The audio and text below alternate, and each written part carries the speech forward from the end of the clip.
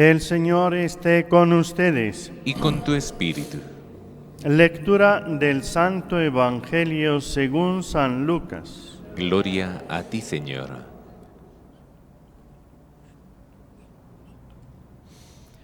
En aquel tiempo fue Jesús a Nazaret, donde se había criado.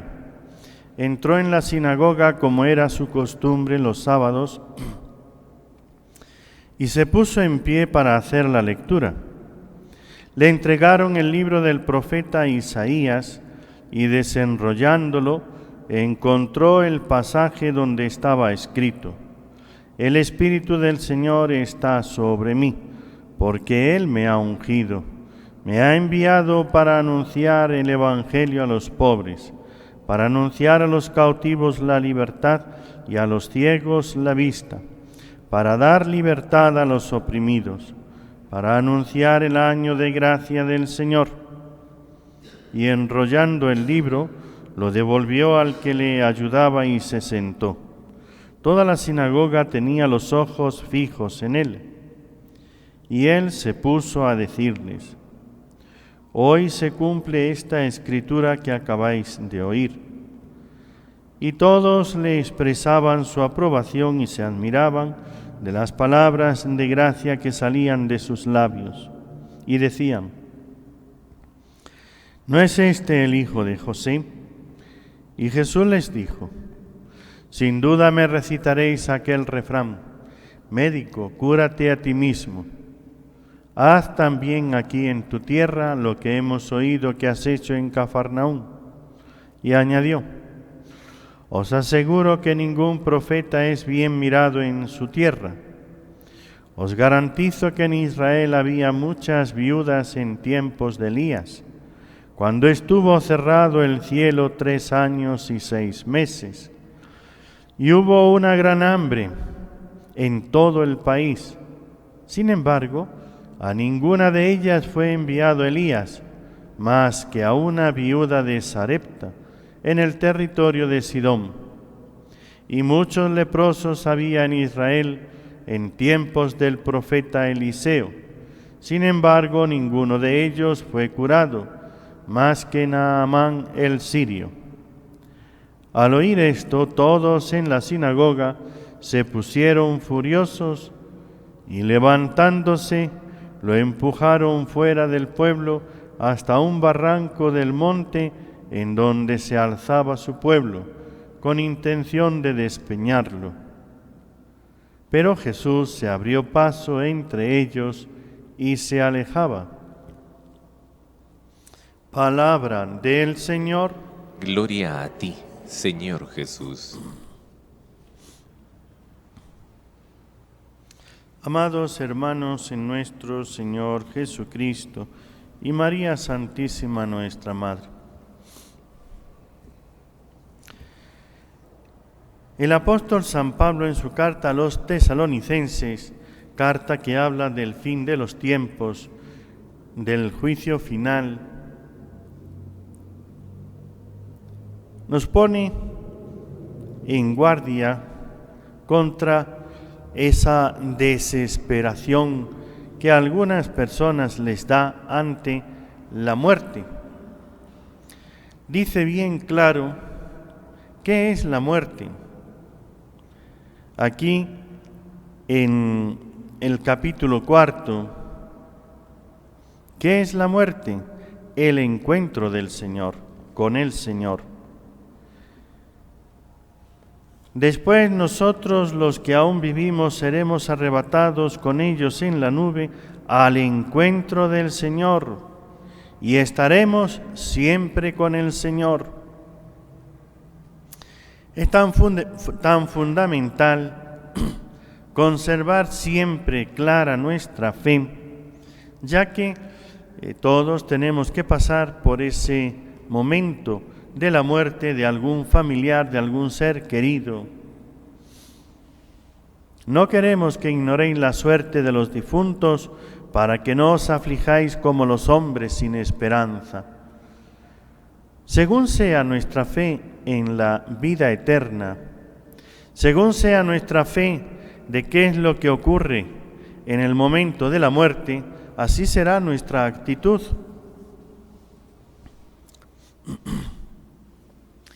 En una ocasión, una señora, una mamá, con 2 hijas, el nieto, otras personas, pero son las que intervienen ahí, me cuenta aquel joven de 22, 24 años,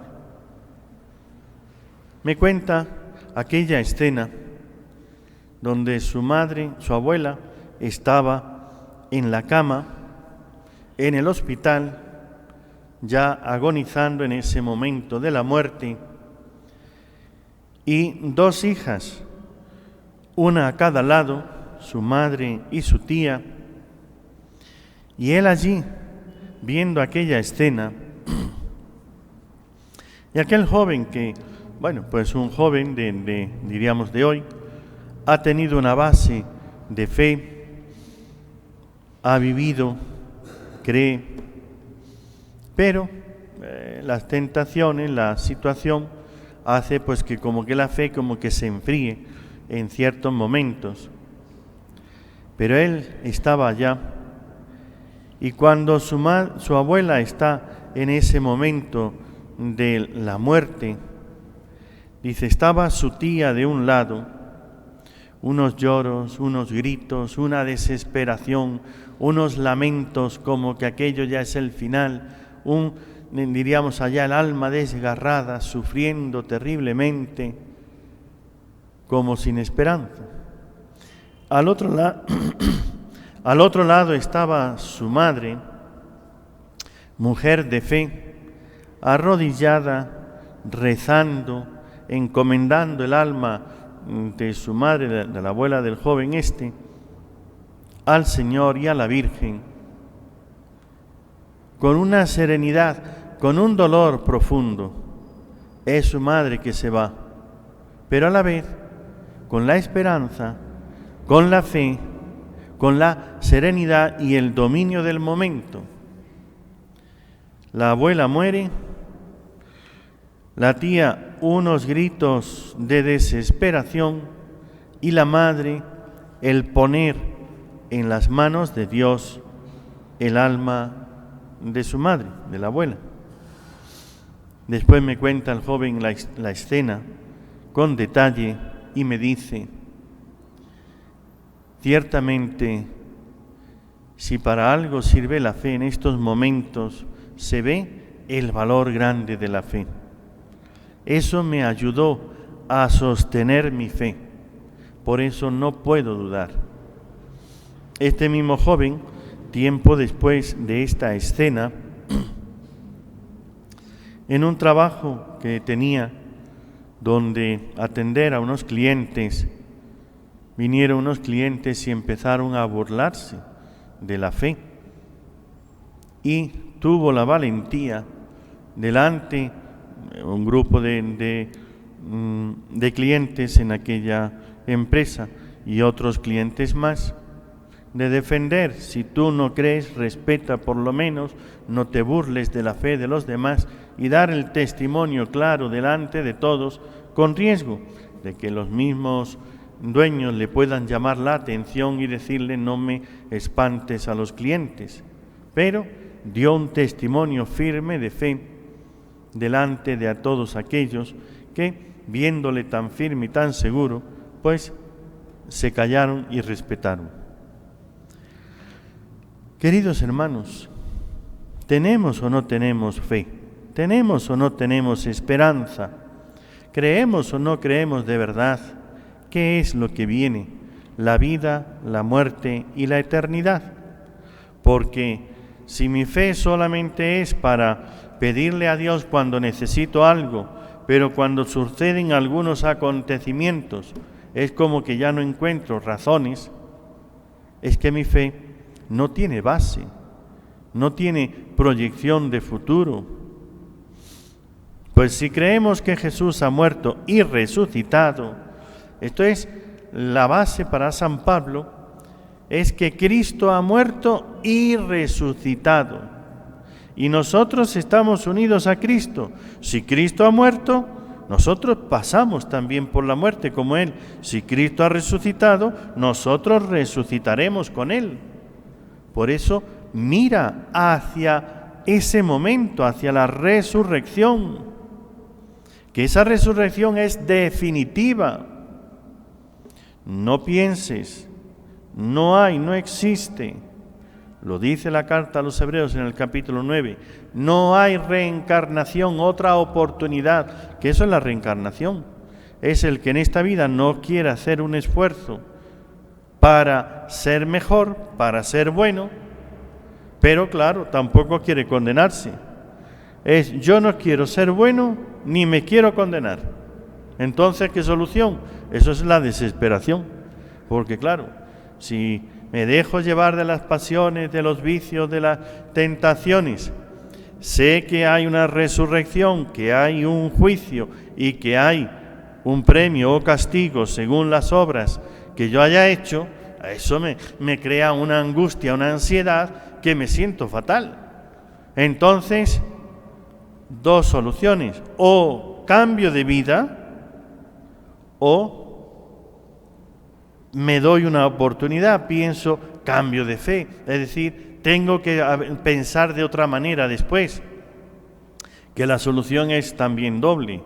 O niego, ya no hay nada, con la muerte todo se acaba, entonces ya con eso puedo vivir haciendo lo que me da la gana. Total, si después todo el mundo queda en la nada, desaparecemos, ya no hay otra vida, así es que ni premio ni gloria, aquí no hay ni castigo ni gloria, todo lo mismo, todos desaparecen y no existe nada. Ese nihilismo, ese ya no hay nada después, crea otra angustia. Mira que vivir acá, todo lo que somos, lo que hacemos, lo que amamos, y después nada, ¿ve? Crea otra angustia. Así es que otros pues dicen, no, para no vivir en esa angustia, porque una angustia, cambiarla por otra, no es una solución.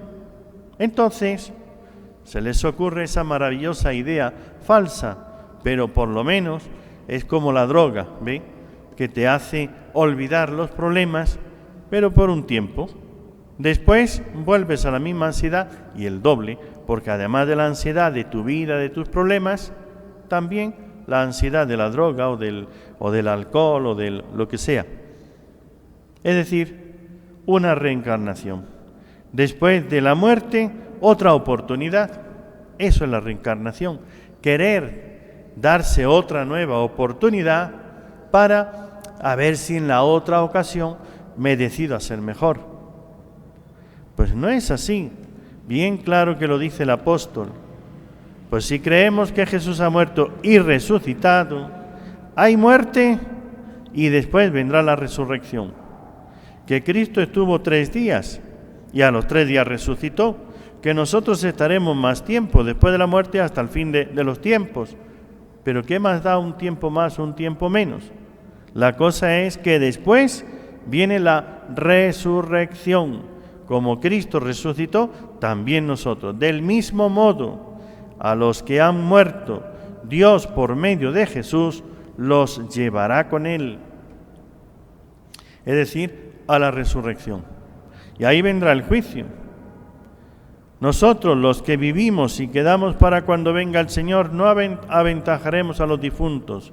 Entonces, ellos resucitarán, los que estén vivos, si estamos nosotros, si el fin del mundo llega ahora, o si llega dentro de miles de años, pues da igual, todos vamos a resucitar, pero los que estén vivos no tienen que morir.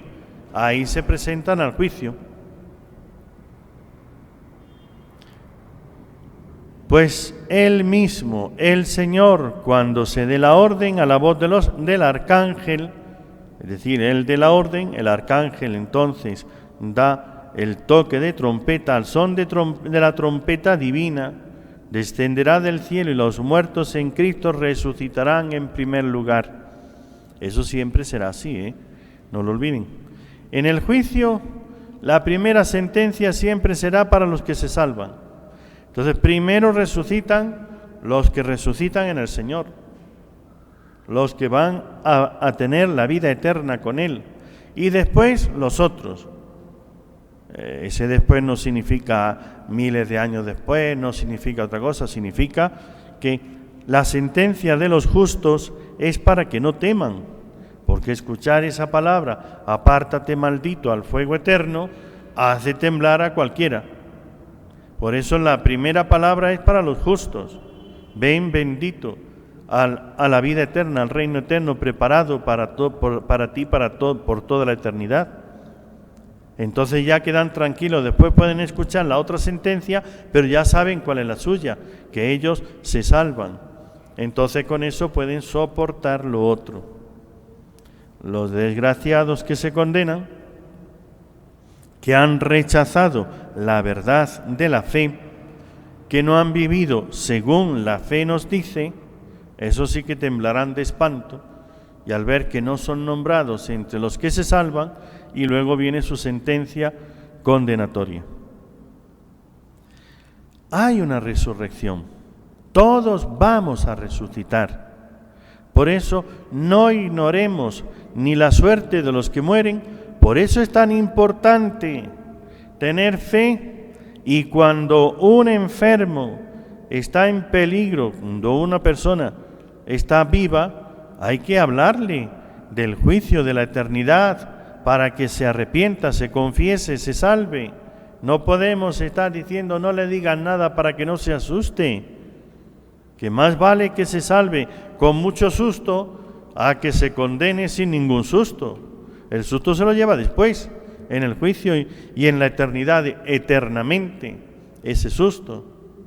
Por lo tanto, no ignoremos,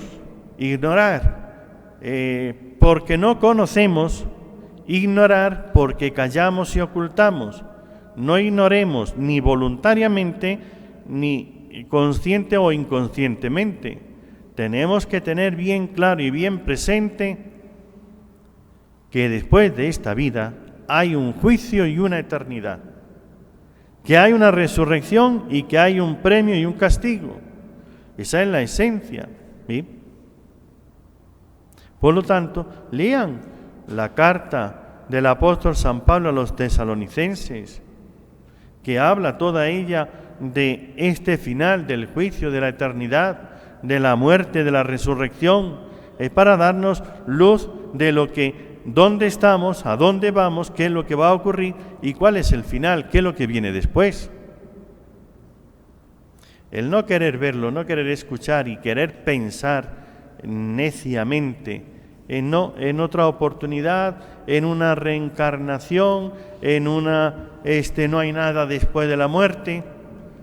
Si no hay nada después de la muerte, menuda angustia el saber que te mueres y ahí acaba tu existencia. Entonces conocimiento, amor, realización de mis cualidades, de mi capacidad, para terminar en nada, ¿ve? Eso es desesperante. Pensar que después otra oportunidad, una reencarnación, y si en la segunda en la oportunidad tampoco he sido mejor que ahora, ¿qué? Otra y otra y otra y otra y otra y otra. ¿Hasta cuándo? Hasta que yo en una de esas sea bueno. O sea, no se trata de un reciclaje hasta que ya digas hasta aquí nomás. Entonces no es cuestión de mi decisión, es cuestión de las cosas como son. Tú no vas a elegir las reencarnaciones que tú decidas para vivir siempre así de tal manera. No, Señor. Por eso, queridos hermanos, hay que tomar decisiones en nuestra vida. Hay que vivir según la fe. ¿Cuáles son las decisiones que hay que tomar? Solamente una. Hay que ser santo. Con esa santidad que Dios nos da, si vivimos según sus mandamientos, si guardamos sus preceptos, si recibimos los sacramentos, nos unimos al Señor. La santidad es estar unido al Señor en voluntad, querer lo mismo que Él quiere y no querer lo mismo que Él no quiere. Termino, queridos hermanos, Saben, hay veces que tenemos que repasar nuestro diccionario y ver qué es lo que significa cada palabra para tener claro, porque hay muchas palabras que utilizamos que no sabemos definir. Tenemos como un concepto así general, vago. Entonces ahora les voy a hablar de una palabra, para que tengamos claro qué es amar. Amar a Dios, amar al prójimo. ¿Sí? Los esposos, ¿qué es amar? Ay, es que ya no amo a la persona. Pues ámala. ¿Cuál es el problema? Ámala. Sí, pero es que ya no lo amo. Pues ámalo. Pues eso es todo. Ámalo, empieza a amarlo. Es que ya no siento amor. Si no tienes que sentirlo, tienes que amar. No es que lo siento, es que tienes que amar. ¿Y qué es amar?